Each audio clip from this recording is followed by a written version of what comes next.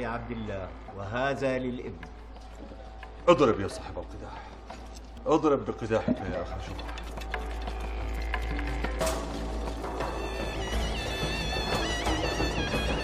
عبد الله يا رب الكعبة أقبل فداء ولد عبد الله.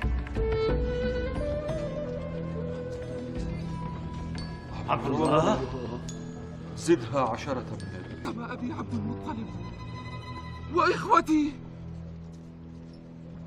لو جاء النذر على مال عبد المطلب ومال بني هاشم كلهم ليفدينه.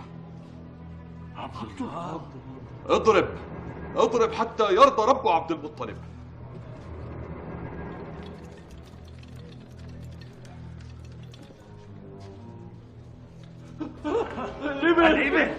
لبيك يا رب الكعبة، لبيك يا رب الكعبة، لبيك يا رب الكعبة.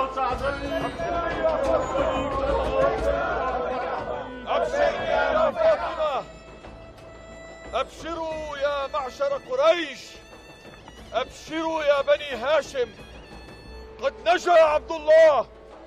100 من الإبل تنحر حول الكعبة وفي أزقتها وأمام دورها وعلى جبالها، لا يرد عنها أحد، لا إنس ولا جن ولا طائر ولا وحش. 100 من الإبل. بورك فيك يا عبد المطلب. بل بورك عبد الله، والله ما أظن ما جرى له إلا مكرمة من رب هذا البيت ليطعم بسببه أهل حرمه، الغني والفقير، الحاج والمعتمر.